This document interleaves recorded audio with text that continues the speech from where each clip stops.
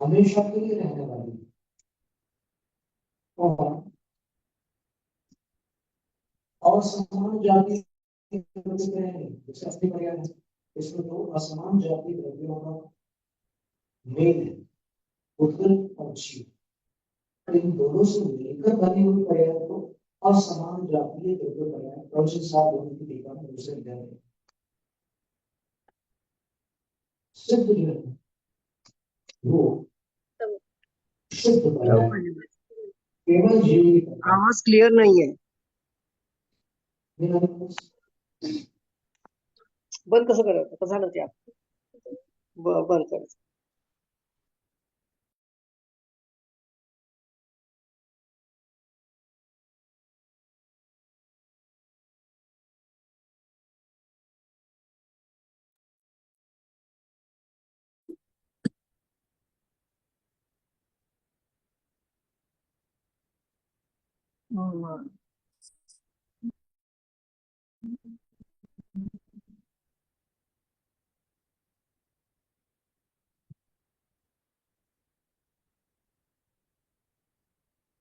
Speaker के सामने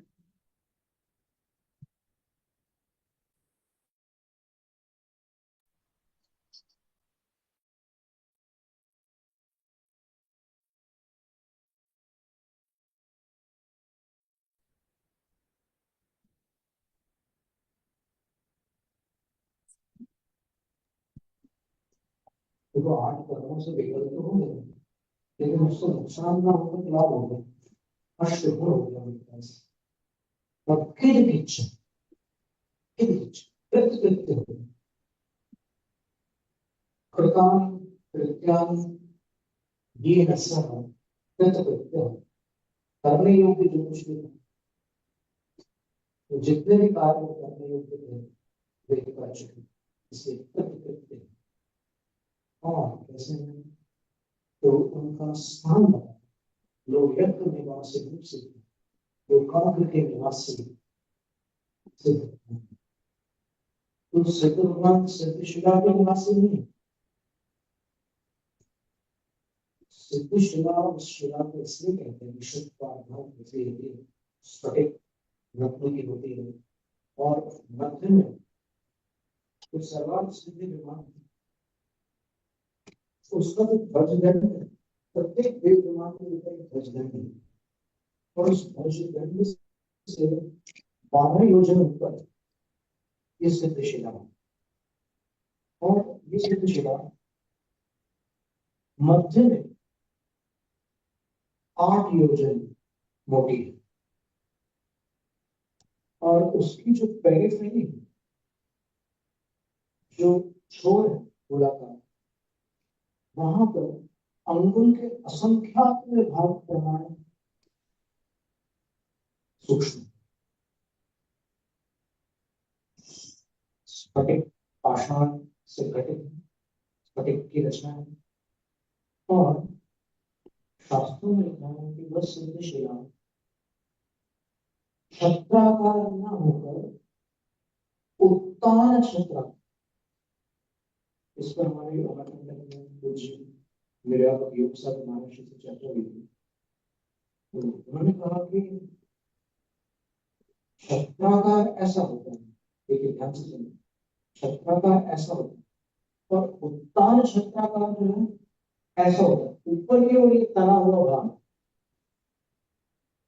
ये क्या है, ये नीचे की ओर जो उसका पतला हिस्सा है वो नीचे की ओर, लेकिन ये उत्तान छत्राकार है, तो बीच में बैठा ऊपर और इस विषय में हम आपको दो और संदर्भ देते हैं, तो उत्तान शब्द को लेकर के आराधना दो रहेगा पर्यंक आसन, आचार्य महर्षि पर्यंक आसन में बैठा करते थे।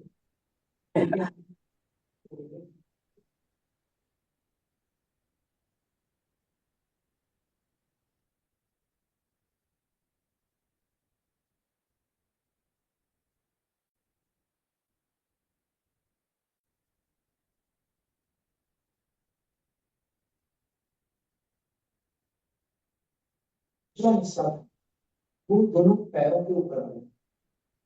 ठीक है, पर्यंको नाभिगोत्तान दक्षिण उत्तर पाणिकर।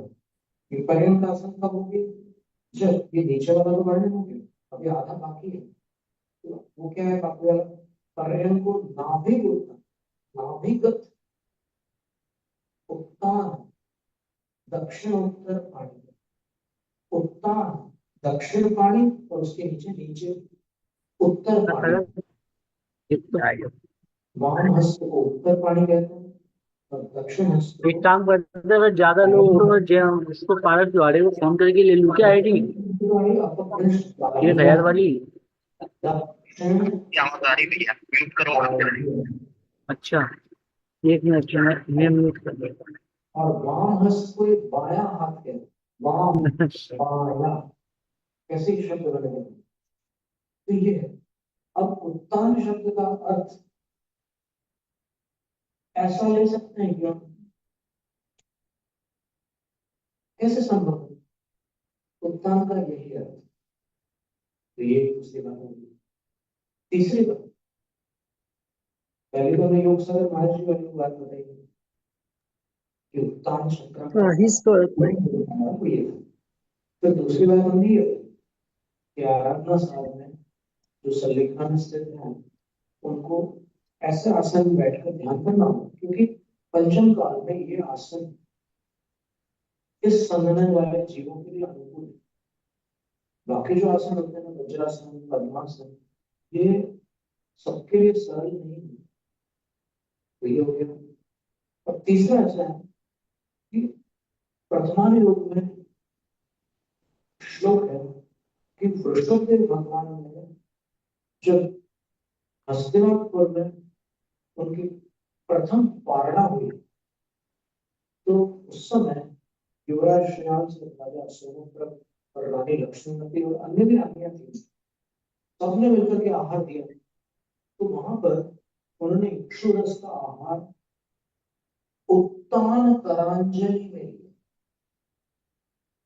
करांजलि का अर्थ क्या होता है? करों से बनी हुई ये अंजलि, इसको भी करांजलि कहते हैं। लेकिन जब कुछ ग्रहण करना हो तो ऐसी अंजलि मिलती है जिसमें कुछ समा सके। फिर उत्तान करांजलि है। अब उत्तान का अर्थ अगर ऐसा न लिया जाए तो फिर इक्षु रस ऐसे कैसे लिया जा सकता? ये समझ में आ रहा है? तो फिर यही उसका अभिप्राय है। तो अब यहाँ पर लोया के निवासी सिद्ध शिला इसलिए कहते हैं उसको क्योंकि उसका जो परिवार है समवाय अंग नाम का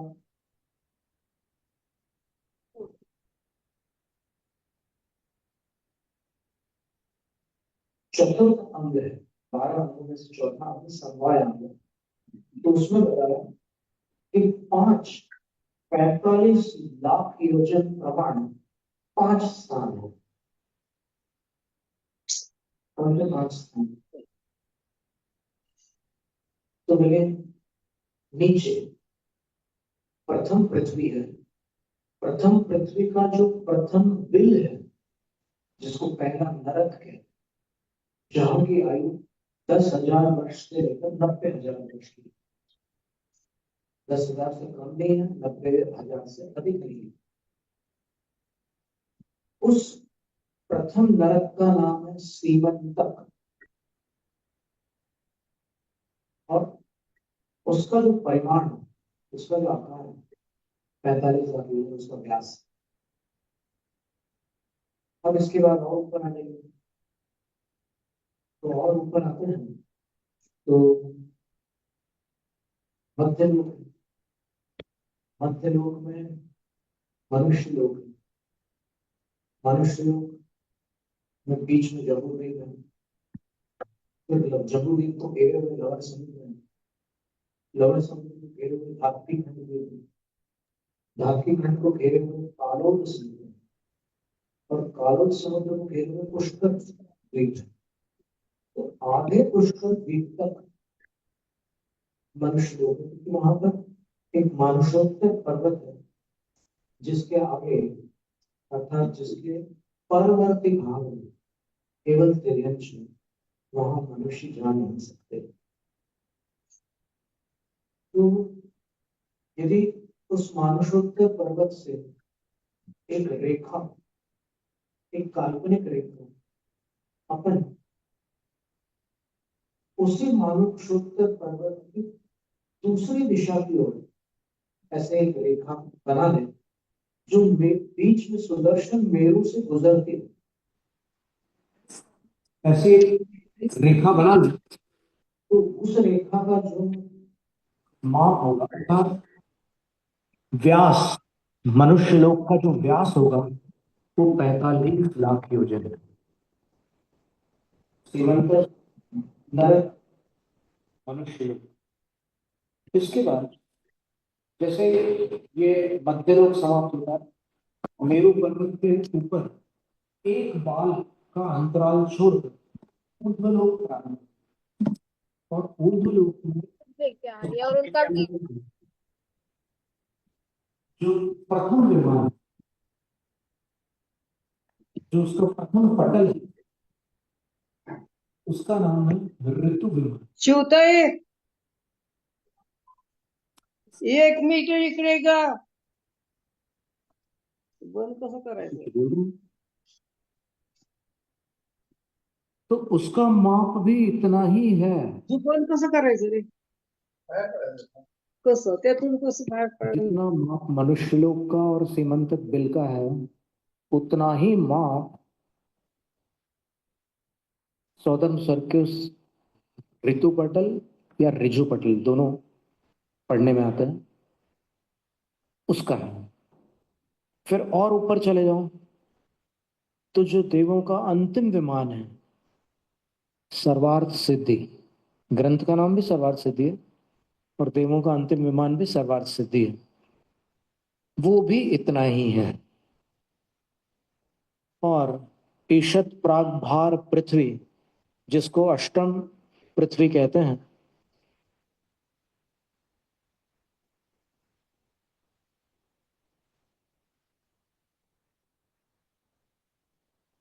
उसका भी इतने 5 पैतले हो गए। ठीक है, एक अधोलोक में है, नरक में, एक मध्यलोक में मनुष्य लोक प्रमाण है, एक देवलोक में नीचे सौधर्म स्वर्ग, और एक सबसे ऊपर अंतिम विमान सर्वार्थ सिद्धि।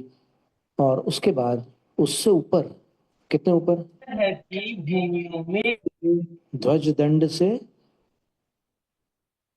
12 योजन ऊपर जो ईशत प्रागभार पृथ्वी है, उल्टे छत्र के समय। सीधा छत्र तो छत्राकार कहलाता है, उत्तान छत्राकार तो उल्टा छत्र। तो वो मध्य में कितना है, अंत में कितना है, कितनी मोटी है वो सिद्धशिला, बीच में 8 योजन अभी बताया था ना, और अंत में अंगुल के असंख्यात विभाग प्रमाण है। तो सारे सिद्धों को, जितने भी मुनिराज, जितने भी अरिहंत इस मध्यलोक से मोक्ष प्राप्त करते हैं, उन सभी को लोकाग्र में जाना होता है, और लोकाग्र में जाते समय सिद्ध शिला को पार करना पड़ता है, ईशत प्रागभार पृथ्वी को पार करना पड़ता है, और सारे सिद्ध उसको पार करके ही सिद्धालय में विराजमान होते हैं, इसलिए उसका नाम सिद्धशिला है। तो वो 8 कौन से कर्म हैं, तो सबको नाम पता है, लेकिन उन कर्मों के क्षय से कौन से गुण होते हैं ये समझना है। तो केशवन्नी जी की टीका में और संस्कृत टीका में, दोनों में ये प्राकृत गाथाएं हैं, ये 2 प्राकृत गाथाएं हैं, बड़ी सुंदर गाथाएं। मोहो खाय सम्मम केवल नाणम च केवलालोयम हणदिहुआवरणदुगम अनंत वीर्यम हणेदि वेघम तु सुहुवंच नाम कम्मम हणेदि आऊ हणेदि अवगहणम और्लहुगम अगुरुगलहुगम गोदम अव्वाबाहम हणे हणेदि वेयणीयम। कौन सा कर्म किस गुण का घात करता है और उस कर्म के घात से वो गुण प्रकट होता है, वो कौन सा गुण है? देखिए, मोह खाई सम्मम हणेदि। मोह क्षयिक सम्यक्त का घातक है। अब यहां पर एक प्रश्न आएगा, किसी के भी मन में आ सकता है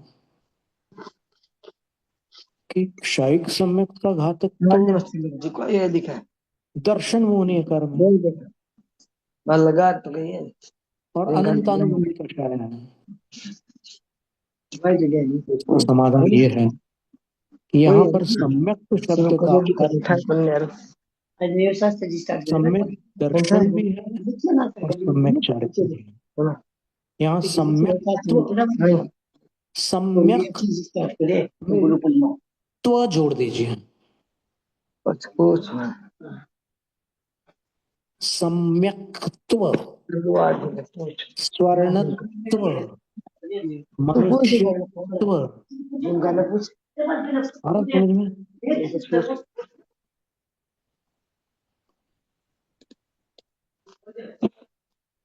तत्व,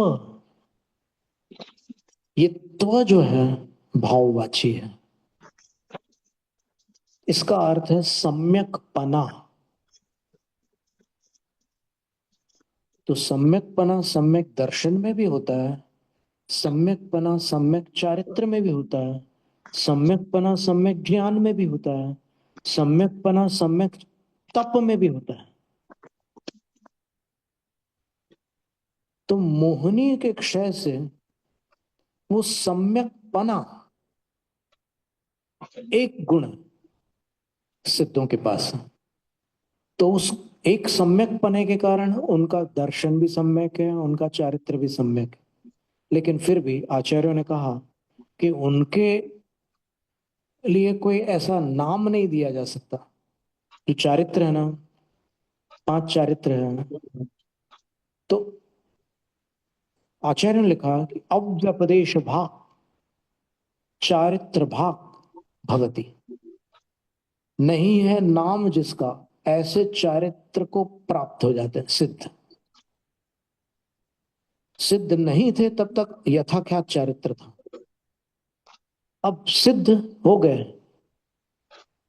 तो चारित्र तो है, सम्यक पना भी है वहां पर। सिद्ध के पास, भगवान के पास चारित्र है कि नहीं है, रत्नत्रय है कि नहीं है? रत्नत्रय तो मोक्ष का कारण था, मोक्ष का उपाय था, मोक्ष का मार्ग था। तो फिर इसके लिए आचार्यों ने उत्तर दिया कि कौन कहता है कि कार्य होने के पश्चात कारण का अभाव होता ही है? कौन कहता है?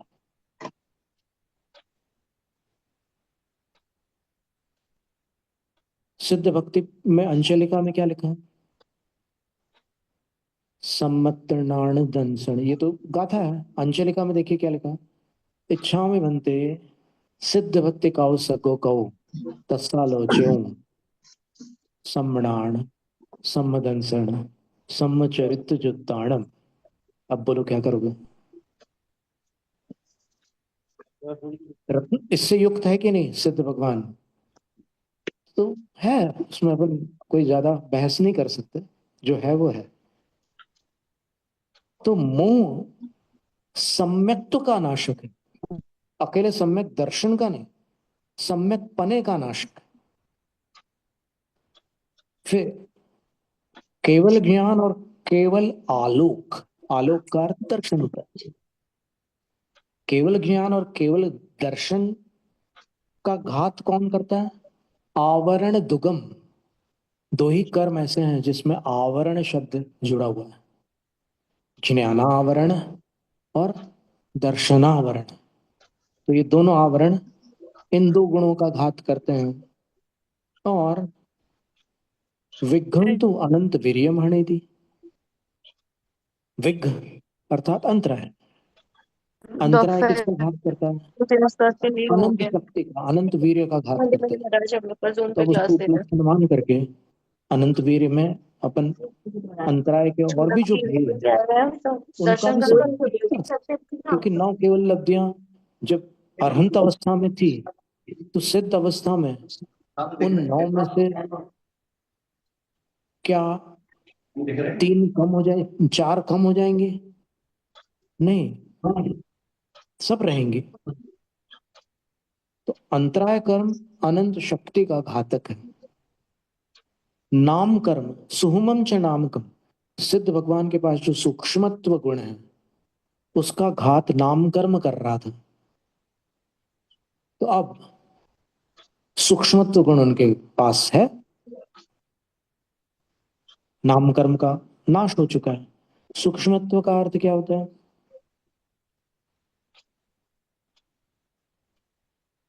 आघात और प्रत्याघात से रहित होना सूक्ष्मत्व है। तो एक सिद्ध जहां विराजमान है उसी स्थान पर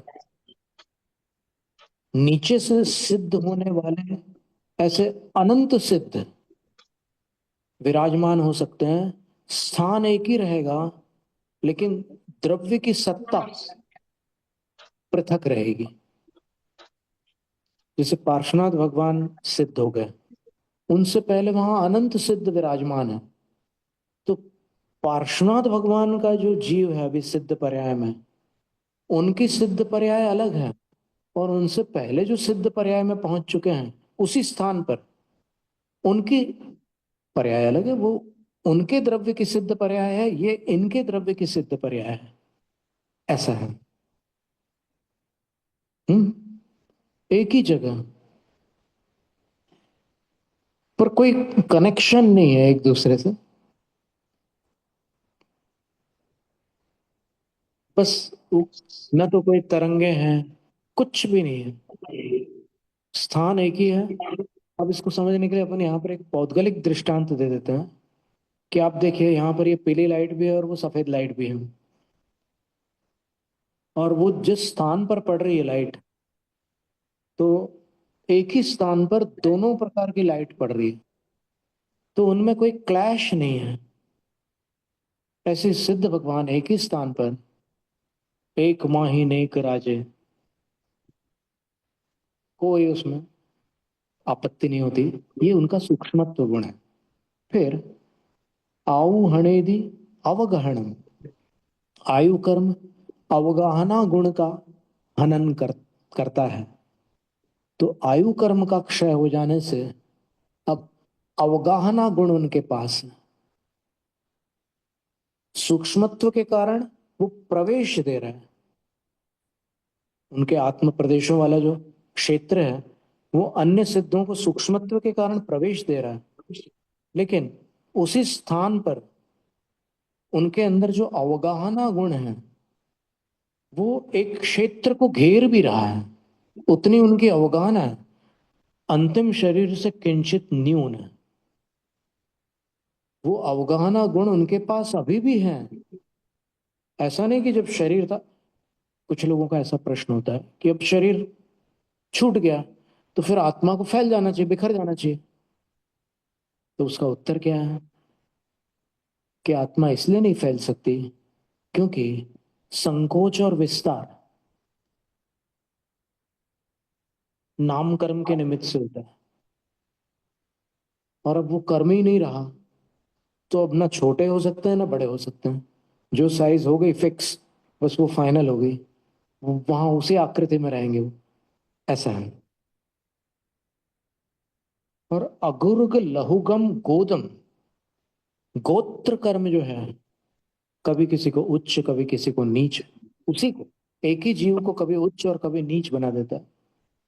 और नाना जीवों की अपेक्षा से कई जीव उच्च गोत्री होते हैं, कई जीव नीच गोत्री होते हैं। उनके कुछ लक्षण भी धवला की 13वीं पुस्तक में दिए हैं 135 क्रमांक सूत्र में, कि कैसे जाना जाए कि ये उच्च और नीच गोत्र है। तो कुछ उन्होंने चिन्ह बताया है, और वो थोड़े आश्चर्यजनक लगते हैं। वो चिन्ह ऐसे हैं कि उनकी वाणी से भी पहचान में आ सकता है कौन उच्च गोत्री और कौन नीच गोत्री। ऐसा लिखा है वीरसेन आचार्य महाराज ने। तो ठीक है, अब अगुरु, अलघु, अब वो उच्च नीच से परे हो गए, न छोटे न बड़े, सारे सिद्ध इक्वल है। यहाँ संसारी जीव ऊंच नीच वाले हैं, लेकिन सिद्धात्मा इससे रहित है। अगुरु लघु गुण, हाँ अलग अलग है। देखिए अलग होते हुए महाराज जी कुछ ऐसे बोल रहे थे। सिद्ध हैं जिनकी अवगाहना समान है। देखो 500 धनुष वाले आदिनाथ भगवान भी थे, 500 धनुष वाले भरत स्वामी भी थे, 500 धनुष वाले वृषभसेन गणपति भी थे, 500 धनुष वाले अनंत वीर भी थे, और बहुत सारे थे। तो अगर एक ही स्थान से वो 500 धनुष वाले सिद्ध हो जाए और उनके आकार प्रकार भी अगर समान नाम कर्म के उदय से एक समान हो, तो फिर एग्जैक्टली उतने ही क्षेत्र में अनेक सिद्ध विराजमान हो जाएंगे। कुछ छोटे बड़े होंगे वो उसी स्थान पर थोड़े आगे पीछे अवगाहना वाले होंगे, इसमें कोई आपत्ति नहीं।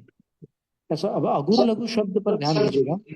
ये अगुरु लघु शब्द एक नामकरण भी अगुरु लघु नामकरण है, और जीव के 6 सामान्य गुणों में भी एक अगुरु लघु नाम का गुण है, और सिद्धों में भी एक अगुरु लघु नाम का गुण है। और जीव के प्रत्येक गुण में जो हानि वृद्धि होती है, अविभाग प्रतिच्छेद बढ़ते घटते रहते हैं, षटगुणी हानि वृद्धि होती है ना, तो अगुर लहुआ अनंता, पंचास्तिकाय ग्रंथ में कुंद कुंद आचार्य महाराज लिखे हैं कि एक जीव के पास वो सामान्य अगुर लघु को छोड़ करके अनंत अगुर लघु गुण और हैं। वो क्या करते हैं आपने देखा है, तो ये एक अनुभव प्रैक्टिकल बात है, सबको समझ में आ जाएगी कि किसी की ताकत बढ़ती जा रही है, लेकिन अपन देखते हैं कि उसकी याददाश्त घटती जा रही है। कई बार ऐसे उदाहरण अपने को मिलते हैं कि कोई भुलक्कड़ होता जा रहा है लेकिन उसके शरीर की शक्ति बढ़ती जा रही है। तो इसमें क्या हुआ, तो जो वीर्य गुण है आत्मा का, उसमें जो षटगुणी हानि वृद्धि कराने वाला अगुरु लघु गुण है, उसके वृद्धि का दौर चल रहा है। और जो ज्ञान गुण है, उसमें जो हानि वृद्धि कराने वाला अगुरु लघु गुण है, उसमें हानि का दौर चल रहा है। तो ज्ञान में हानि हो रही है, शक्ति में वृद्धि हो रही है, ऐसा होता है। साथ में और भी कुछ कर्म संयोगी भंगों को प्राप्त होकर के वो कार्य करते हैं। एक कार्य एक कारण से नहीं होता, एक कार्य में अनेक कारण होते हैं। अभी तो हमने यही तो बोला, पंचाशे काय में ये मूल गाथा है, और ये बात सिद्ध भी होती है ना। देखो अगर अगुरु लघु गुण में वृद्धि का दौर चल रहा है, अगर एक ही अगुरु लघु गुण होता तो उसमें वृद्धि का दौर चलने पर सभी गुणों में वृद्धि होती, पर ऐसा नहीं होता है। किसी गुण में हानि की स्थिति चल रही है और किसी गुण में वृद्धि की स्थिति चल रही है। अच्छा, पूज्य अमित सागर महाराज से इस विषय में कुछ अपना मंतव्य, अपना चिंतन मंथन देना चाहते हैं तो माइक। अच्छा ये आप लोग बोल के एक बार पूछेंगे, हम यही से ध्यान से आप समापन कर रहे हैं उनसे हम कि आप लोग जो कौन है एक शर्तुल हानि कर रही है, इस शर्तुल हानि वृद्धि क्या काम है।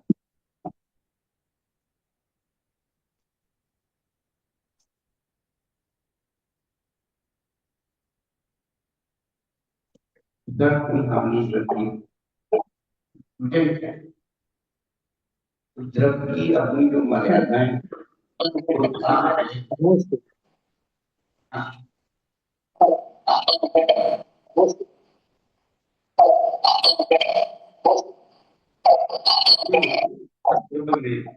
उत्पाद व्यय होता है पर्यावरण का। तो ये कल्पना करें कि यदि किसी द्रव्य में उत्पाद उत्पाद भी होता रहे, द्रव के क्या होगा? व्यय अधिक होता रहे तो क्या होगा? तो उत्पाद और व्यय के बैलेंस बनाने के लिए षटकुल हानि प्रति हुआ। शायद हमारा ये पंचायत सरकार में है, इसका प्रमाण हुआ पहला। दूसरा, ये नीचे से अपन चल रहे हैं, जैसे आप आचार्य हम सुन रहे थे कि गोत्र कर्म के बारे में आपने बताया तेरी पुस्तक का 7वीं पुस्तक, उसमें 10वें नंबर का जो 10 नंबर की बात है, उसमें 6 अंक बनाए गोत्र कर्म, उच्च उच्च उच्च और उच्च नीच, फिर नीच नीच उच्च नीच। तो जो तीर्थंकर है वो उच्च उच्च, जिनका जन्म भी उच्च है और क्रिया। देव और भोगभूमि के जीव उच्च ही कहलाते हैं, उनका क्रिया से कोई संबंध। और उच्च और नीच, उच्च गोत्र में जन्म लेकर के क्रिया नीच करते हैं, उच्च नीच कहलाते। और नीच नीच गोत्री जो नारकी है या तरज, वे नीच जन्म से उनके क्रिया करते। लेकिन जो नीच गोत्र है, जिनने नीच गोत्र में जन्म लिया है लेकिन क्रिया उच्च करते हैं, जैसे हमारे यहाँ माना जाता है कि तरज जी अनुव्रत ले लेते हैं, या जो क्षुद्र जीव है जो चांडा आदि वो व्रतों को अंगीकार कर लेते हैं, तो वो नीच उच्च कहलाता है। और नारकी आदि जो जीव है नीच नीच, या और भी जो मनुष्य आदि पर्याय में तनिज आदि पर्याय में नीच को जन्म लेती हो या नीच, वो नीच नीच कहता है। अब तक हम लोग ये मानते आए कि भाई कर्म से ही ये व्यक्ति जो है ऊंच नीच होता है, परंतु हमारे आचार्य ने इनकी स्थापना इस तरह से की है और गोत्र कर्म की आवश्यकता है। तो आचार्य भगवंत ने लिखा है कि शुक्ल ज्ञान ये, तो आज जो गोत्र की परंपराओं को भ्रष्ट किया जा रहा है, भूला जा रहा है। अब आचरण तो बिल्कुल नीच है और अपने आप को बड़े बड़े पदाधिकारी और ये और वो सब बोल रहे हैं, इससे उनकी बुझता है बोल ले लिए। तो हमारा उस पर कोई कौन नहीं है। लेकिन आपने कहा कि तबला पुस्तक आया और उसके साथ साथ ही तत्व पद की आप व्याख्या आप तत्व की व्याख्या कर रहे थे। तो परिचय सूत्र है, चाहे व्याकरण का है, वैदिक व्याकरण का, उसमें स्वास्थ्य तत्व शब्द और आप कर रहे थे। तो सम्यक दर्शन और सम्यक में क्या अंतर है? अपन जब यहाँ थे चर्चा की थी कि सम्यक दर्शन पर्याय है और सम्यक गुण है, इसलिए सिद्धों में सम्यक दर्शन नहीं था। सम्यक दर्शन के पर्याय के भेद 1 2 3 संख्या संख्या अनंत भेद सम्यक दर्शन, लेकिन सम्यक गुण है। इसलिए इस सब चीजों की जानकारी हम सबको होना चाहिए, ये हमारा भाव। और एक और जानकारी जो सर्वासिद्धि की टीका हमारे जरूर साहेब ने की थी, 1500 प्रश्नों पर किया था। उन्होंने उसमें 3 उत्पाद का नाम दिया, एक सर्वासिद्धि की टीकाकार, दूसरे कोई काशिक जो व्यक्ति थी उसके टीकाकार, और एक बौद्ध धर्म के गुरु हुए हैं और नाम के जाने जाते हैं, और उनका विशेषण है चंद्रगौर।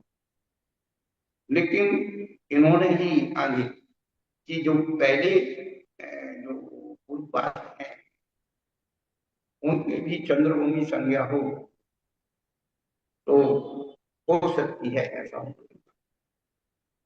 पर चंद्रभूमि का जो संज्ञाकरण है कि जहां तक हमने अपना व्यक्तिगत चिंतन से हम किसी को नहीं करते कि उनके जो लेख का जो था कि गगनगामी के पास दीपता देख करके उस पर दमन करते थे। तो हो सकता है कि चंद्रवर्णी लता जो लेप होता था उसका नाम था चंद्रवर्णी लता, जिसका वो लेप करके आकाश में गमन करता। तो हो सकता है कि उसके सहारे करने के कारण उनका नाम चंद्रमौली हुआ। ये घटना हमको सन 6 के वर्षा युग में चार स्वामी ने बताई कि हमें जब पढ़ने को मिला कि उनके पास जो लेख था वो चंद्रवल्ली लता था, और उन्होंने बताया कि हम उसकी खोज में हिमालय तक गए और वहां के ऋषि मुनियों से हमने जानकारी ली, लेकिन कोई जानकारी नहीं।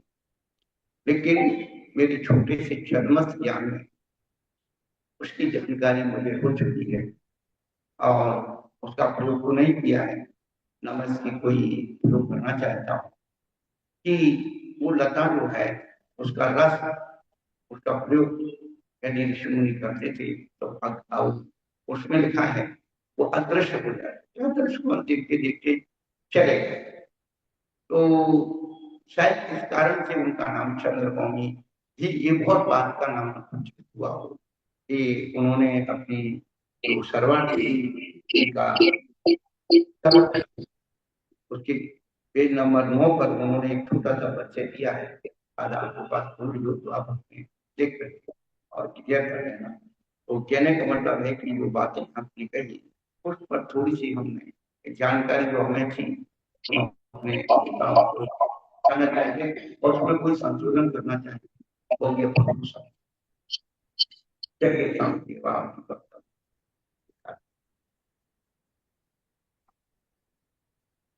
मोहित।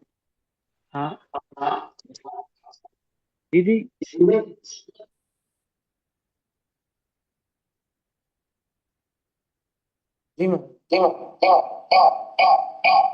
आपको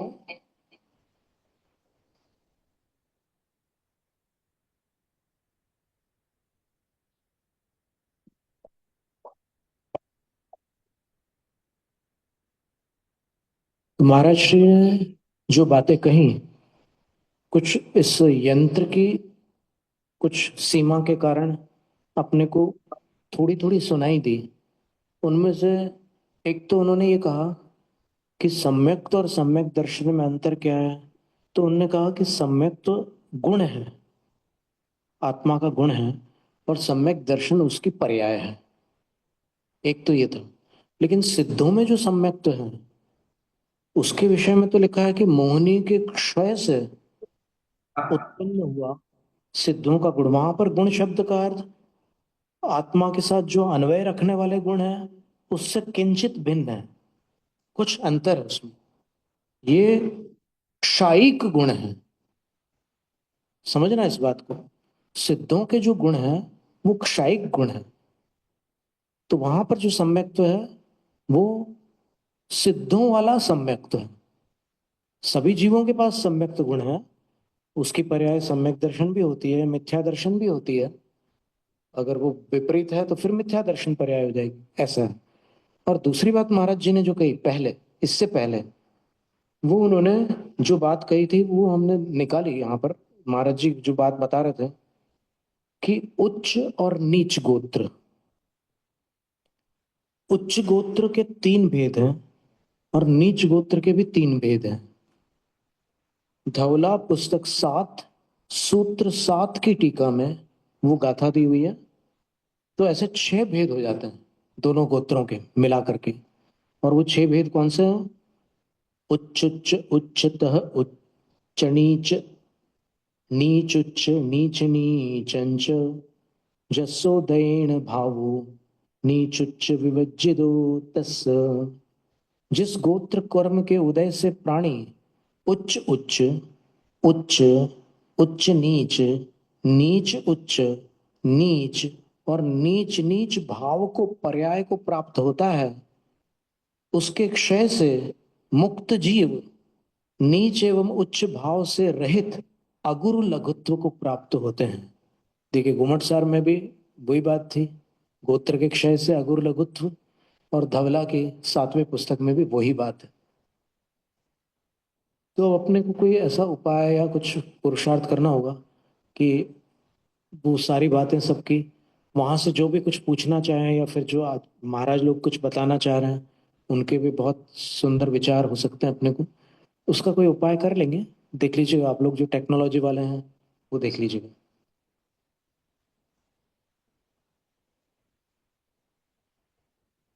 हम्म।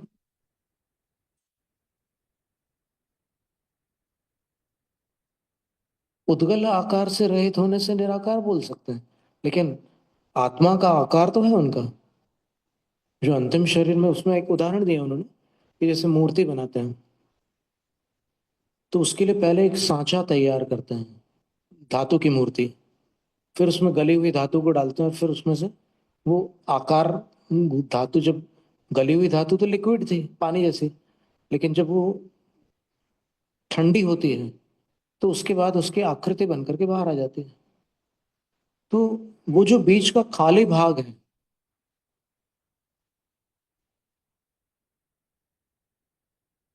गय सिथ मूस गभ्भे, जारिस आयार तारिस आयारा।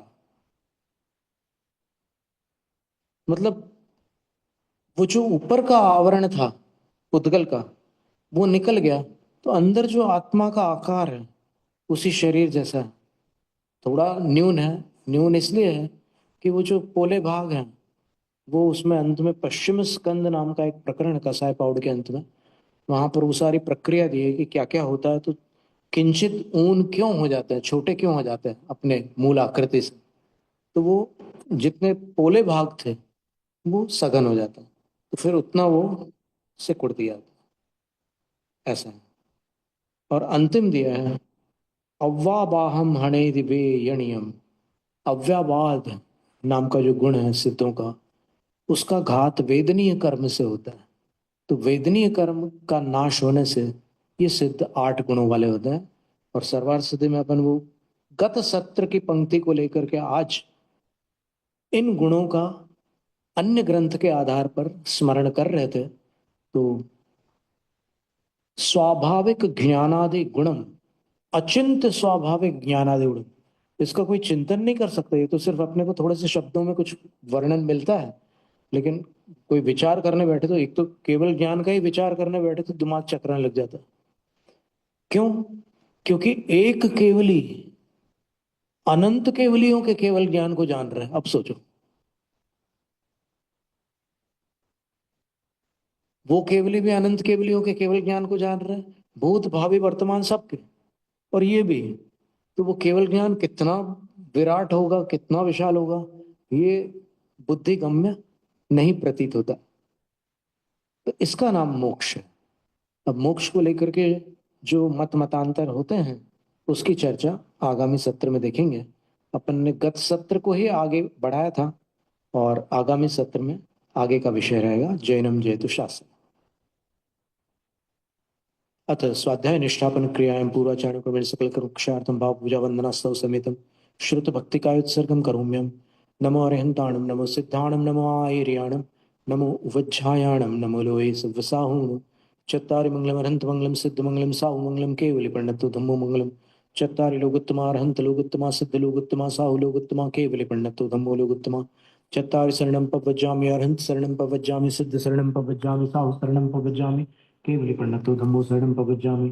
अट्ठैश्रीर्दो समुद्देशु पण्डारस्कम्भूमि सुजावरन्ताणं भयवन्ताणम् आदिराणं तथेराञ्जनाणं विनोत्माणं केवल्याणं सिद्धाणं बुद्धाणं प्रणिधानं वन्देराणं पारिणाणं धमार्याणं नन्देस्याणं धमनायकाणं नमृचौरं चक्रटीरं दिवाहितेवाणं नानाणं नंसनाणं चरितां सदा करिमि किरें मम करिमि नन्ते सामायिकं सवं सावजीवं बच्चखामि जावज्जीवं तेवेन सवचकायन न करिम्य कार्यं करन्तं समन्तां तस्मन्ते विचारं परिक्रमां ज्ञानं ज्ञानं वज्रवसं करिमि तावकालं पावकं तुच्छं।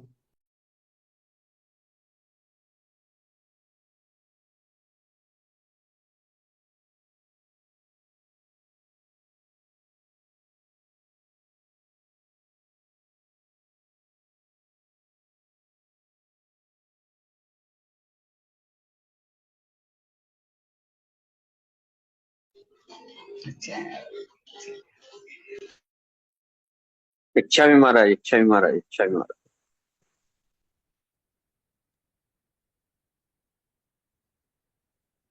इच्छा में महाराज।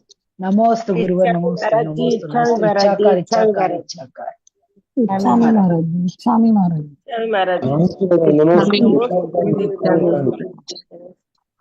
और सभी इच्छा में गुरुदेव, इच्छा में गुरुदेव, इच्छा में गुरुदेव, इच्छा में महाराज जी। अच्छा महाराज, अच्छा महाराज।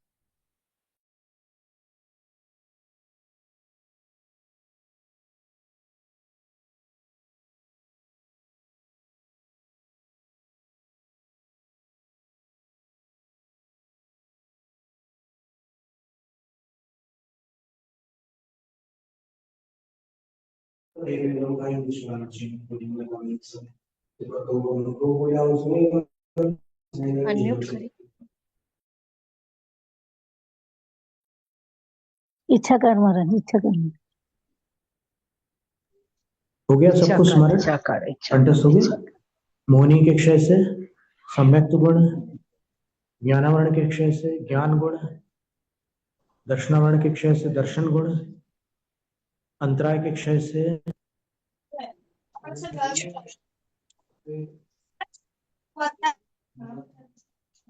नामकर्म के क्षय से सूक्ष्म, गोत्र कर्म के क्षय से आयु कर्म के क्षय से अवगाहन, फिर गोत्र के क्षय से अवलंबन और वेदनी के क्षय से व्यापार।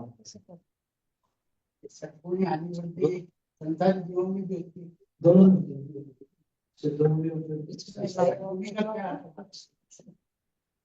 षट्गुणी में अनंत गुण, असंख्य गुण और संख्या। अनंत गुणी हानि, अनंत गुणी वृद्धि, असंख्यात गुणी हानि, असंख्यात गुणी वृद्धि, संख्यात गुणी हानि और संख्यात गुणी वृद्धि। ये षट हानि वृद्धि।